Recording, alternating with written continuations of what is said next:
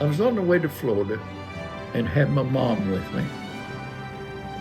And me and my wife and my mom was on the way to Florida. Well, they was running at Lake City on Sunday afternoon.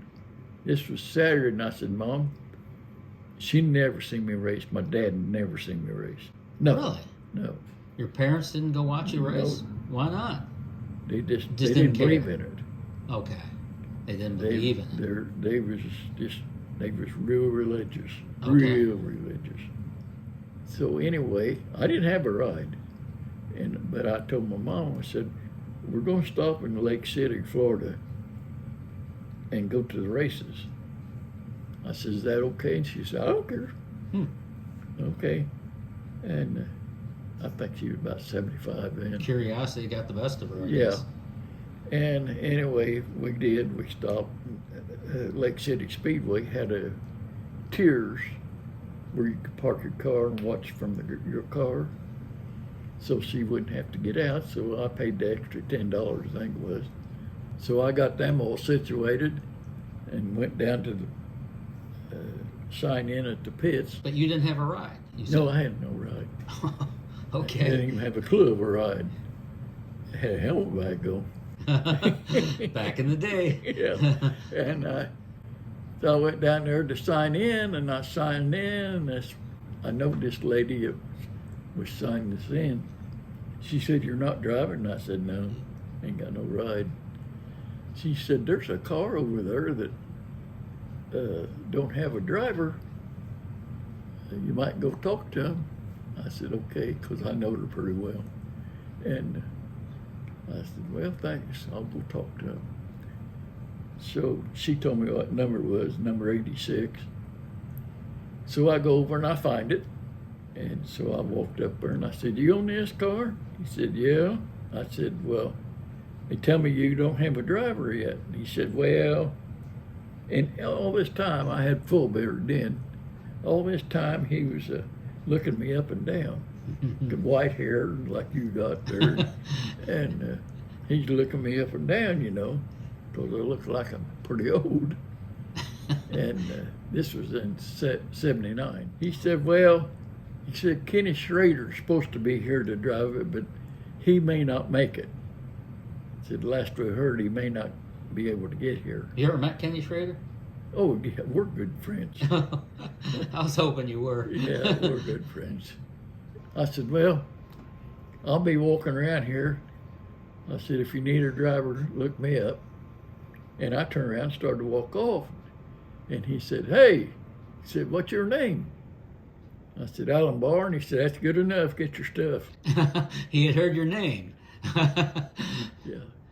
He was from Springfield, Illinois. Oh, one of my favorite towns. And, of course, I run Little Springfield a lot. Oh, yeah. So he knows who I was. Behind the Kmart parking lot or next to it or Yeah, something? yeah. That was the neatest Yeah, little if track. you went off of 3, he was out in the parking lot. Yeah. Did you ever win a race there at Little Springfield? Yeah. Wow, I love that track. Oh. Yeah. Anyway, keep going. Anyway, he said, get your stuff. I never even looked at the car at all. I just walked by up there to talk to him. Then after I got back, they was pushing them off because it was kind of cool. They wanted everybody to warm their motors up. So they was pushing them off. And he said, well, get your helmet on and get in there and push it off. And he said, that's a new motor. We ain't even had it running or nothing. I said, you didn't start it before you come down here? He said, no. He said, we didn't have time. Wow. So here's this old Dodge truck, beat up all over. And then I happened to start noticing, well, I'm looking, there was one extra tire and wheel. That's all it was there. One extra tire and wheel. Yeah. But no big toolbox in there. It was a little Craftsman toolbox. That's all it was there. So then I looked at it and it was a spring front. I went, whoa, spring front. I get my helmet on and I go around there and step down in. And I look down there and it ain't got no power steering. Oh my God. In 79, everybody had power steering. Yeah, everybody had power steering. Yeah. And I thought, my gosh, what have I done? What did you do? Huh? pushed me 2 laps and it never farted a lick. So I got it back in the pits. And he said, it didn't fart a lick? And I said, no, it didn't fart a lick. So I'm getting out. He said, well, they're having a driver's meeting. Maybe you better go to the driver's meeting. He said, I think I know what's the matter with it. So I came back from the driver's meeting. He said, I think it'll start now.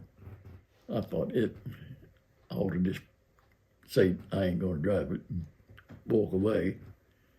So they pushed me off. I flipped the switch on and it went boom. And man, it almost sounded like Big Bertha. I mean, that's a sweet memory. Yeah. Oh man, it sounded so good.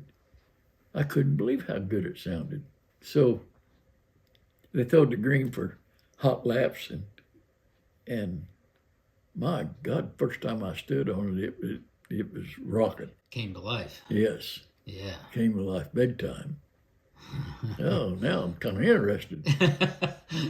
And again, I was in good shape. I didn't care about the power steering part. Yeah. I could take care of that. We've established that. Yeah. And so I hot lapped it and everything. So I thought I'd go check on my mom and wife after hot laps. And I walked up there, and my wife, she pretty well knows a lot about racing. And she said, boy, that thing sounded awful good. I said, yeah, it did. 10 cars in each heat race. Started 10th. Doug Wolfgang was starting right beside me. Wow. And so they come around and they throw the green flag. I stood on that thing, and everybody went to the outside, including Wolfgang. And I went to the bottom. When I come out on the backstretch, I was leading. Oh my God. And I won the heat race. 10th to first and less than a half a lap. Yeah, it had a hell of a motor in it. But anyway, me and Wolfgang were starting on the front row in the feature. And I was starting on the inside, which I was glad of that. Yeah, I bet you were. So I took the lead right off. I mean, this was gone. And again, it's like I never did hear a car close to me. Wow. Led the whole feature, got the white flag, started down the back stretch, and the car, the lap car, spun out, went in the infield, and they had truck tires laying around the edge of the racetrack. He hit one of them, and it stood up and rode right out in front of me, and I went up over it like that and come down on the nose, and I thought it was going to go in for in, and it didn't. It didn't. No, but it lit on the right front and bent the axle back and bent all the radius rods and everything. I spun out. So you didn't win the race? No, I didn't win the race. You would have won it. Would have won it. So down the road about 15 miles was Volusia Speedway. Wednesday night I showed up, but anyway, I started 10th or 12th in the feature. And after about 10, 15 laps, I took the lead. I was lapping cars. I got in the lead and seen this car up in front of me.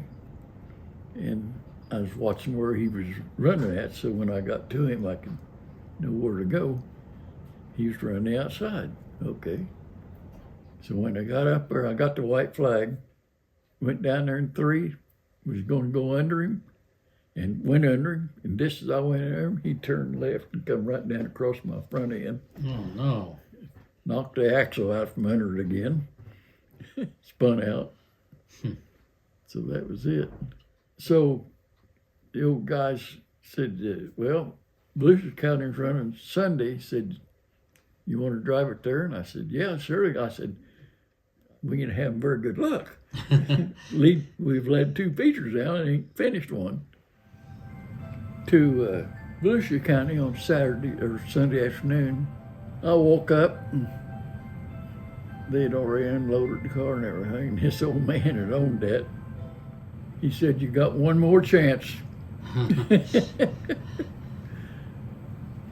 That day, there was 97 cars there. Oh my God. all the Pennsylvania guys and all Oh, the my World God. Outlaws, and they was all there. They was Oh. 97 cars. Wow. I had 59th fast time. That put me on the tail of the 6th heat race, Wow. and I won it. Really? Yeah, I won that heat race. Pretty tickled I made the feature. Sure. It come feature time, and I was starting inside last row, which that's where I wanted to start. Yeah. Inside. I didn't care Sure. what row it was, just let me start inside. Yep. They throwed the green flag, and before we got to the number one corner, I probably passed 4 or 5 cars. Wow. And through that corner, I passed 10 cars. First Just lap. First lap. And I'm talking about Rick Ferkel, Bobby Allen, Van May, and Keith Kaufman Oh my God. was in that bunch I passed. I'm going by them so fast, I thought, they must have not thrown the green flag. I was sure they didn't throw the green flag. So I'm coming out on the back stretch, I back out of the throttle. And then I looked down there, well, green light's on. So some of them guys went back by me. So I stood on it again and went back by them. I just kept passing cars. I come off a number 2 corner. I looked down, just down there a little piece, and there was Steve Kinser. And I'm catching him like fast. Wow. And I just flew by him. When I You got to passed Steve Kinser? Yeah, well, I'd passed him before. And before I got to number 3 corner, I was catching Wolfgang. When I caught Wolfgang, I went in there beside him wide open, and it scared the hell out of him because he turned right and went plumb to the top of the racetrack. Later he told me, he said, it scared the hell out of him because he thought my throttle was stuck wide open. I went flying by him. Well, now I'm in 3rd, and Johnny Anderson and Duke Cook was running 1st and 2nd. Duke Cook? Yeah. Wow. Haven't heard that one in a while. Yeah. He was right on Johnny Anderson. Johnny Anderson out of California. Mm-hmm. And I whizzed up over beside him. He looked over at me like that because it was a surprise that somebody was trying to pass him, I guess. Yeah. And so when he looked over at me like that and he seen I was going to go by him, he just stood on the gas, ran right into the back end of Johnny Anderson, got him sideways. Oh my God. Well, I just flew by him. I went on and won the race. I mean, Wow. just went on and won. Best race I ever drove in my life. Oh, that's fantastic. You beat It's a the lot of best heavy race. hitters that day. Oh, yeah, I beat him. I mean, that's like a dream come true. Yeah, when you beat Steve Kinser and Doug Wolfgang all and of Keith them. Kaufman and Bobby Allen and All of them. oh my God. Ferkel and all of them. I mean, Rick Ferkel, yeah. That's amazing. That's a great story. oh, it was I wonder great. if Steve Kinser remembers that. Oh, yeah. I'll bet he does. Yes, he does. When I quit racing, Which would have been when? 2004. Wow.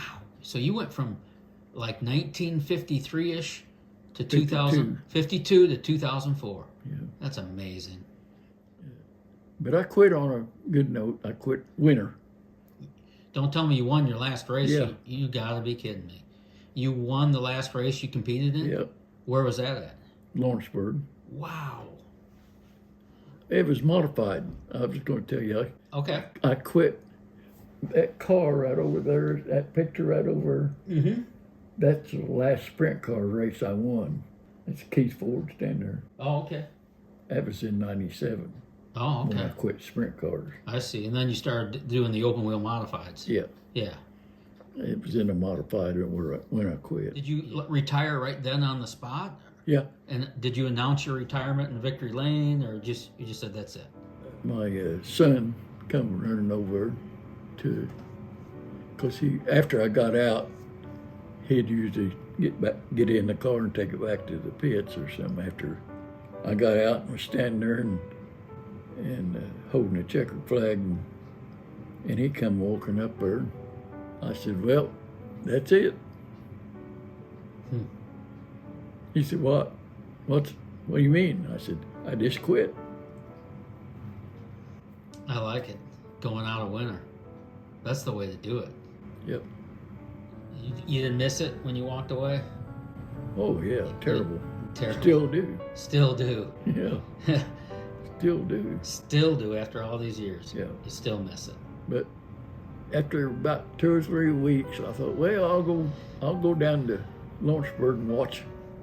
Of course, my wife had been passed away for a while, and so I went down there by myself. Went up in the grandstand, sitting up there, watched them hot lap, and started running heat races. And I watched 2 heat races, and I thought, why am I sitting here for? This ain't interesting me a bit. Because you weren't driving. I got up and come home. Really? Yeah. You left. Yeah. But you don't keep up with racing today. You don't really. No, do you ever go to the races still? Well, Like Bloomington or wherever? once in a while. Once in a while? Yeah. And then I've been going to go-kart races. I got 2 grandsons that races go-karts. Oh, really? Yeah. Okay. And then I got one grandson, drove a sprint car 2 times last year. Mm-hmm. Looked like he'd been driving sprint cars all of his life. Yeah. The first time was at Circle City racetrack. A new track? Yeah, was there. And I told him what to do and what I wanted him to do. I said, I want you to stay away from everybody. All I want you to do is learn how to drive the car around the racetrack. Right, right. I said, don't try to pass nobody. Just drive the car. Learn to Go drive around the in car. circles. Don't worry about racing. Mm-hmm. You ain't ready to race, Mm-hmm. but you got to make sure you can drive the race car around the racetrack. Yeah. Boy, he went out there and looked like he'd been Doing it forever. doing it for. He started 16th and finished 7th. Wow, that's really cool. Yeah, never set one before. That's awesome. Yeah. Well, And so then he went to Gas City, mm-hmm. and I didn't feel good that night, and I didn't go. He ran 3rd in the heat race. He started 3rd in the feature, and got into 2nd and run 2nd for several laps. And he was trying to pass a guy that was leading, and kind of got in a rut and kind of got out of shape. Mm-hmm. Gathered to back up. I've seen the video of it. I mean, just like he'd been driving forever. He ended up finishing 3rd in his 2nd time in a sprint car. Wow. At Gas City. Now he's working on sponsors, trying to get sponsors. That's the hard part anymore. Yeah, trying to get, because everybody wants money. Oh, God. So you didn't get the accolades you deserved over the decades. Is that in part why going into the Hall of Fame here, the Harf Hall of Fame, means a lot to you? Yeah. What is it about that means so much? I really appreciate Billy Shepard working so hard to get me and Larry in. Mm-hmm. I'll probably never make the big one, but You know what? Maybe not, but you deserve to be in that big one. yeah. I'm surprised you're not in the Harf Hall of Fame years ago. They just, I mean, why did it take? I'm just, you know what's neat though? At least, you know, you're here and you're alive and you're gonna be there, rather than you hand out the award, you know, 10 years beyond your passing. You're alive and you get to. I always wonder why they wait so long to put I know, guys it's in. crazy. It's crazy. Same way if at Knoxville, they wait till somebody's dead and then put him in. Yeah, that almost doesn't make sense. No. What would it take to get you into that Hall of Fame? The one out in Knoxville? I don't know. Billy's been working on that, trying to figure Well, out. you certainly have earned the right to be in that Hall of Fame. How can it happen? I don't know, but you've earned the right to be there. Do you have any idea how many races, features you've won over the years? Well, I mean, could you put a number on it, or come close? Even around guess? 400. About 400, I believe it. Wow. Yeah. We talked a little bit earlier about Ed and Belle Shepard. What did Ed Shepard mean to you guys back in that era? Well, there's been more than one time that I'd go over there and maybe be leading a race and have trouble or something happen and not finish, and several different times I've had him walk up to me, take my hand and put something in it. And it'd either be a $50 bill or a $100 bill if I didn't finish. Wow. That's an old time promoter there. Yep. They don't do that anymore either. Yep. He didn't tell nobody. No? He didn't say here. Right. He'd just always take my hand and put it in there. He didn't want anyone to make a big deal out of No. it. He just wanted you to have it before Yeah. you got out the back gate. Yep. That's really cool. Yep. That says a lot about him.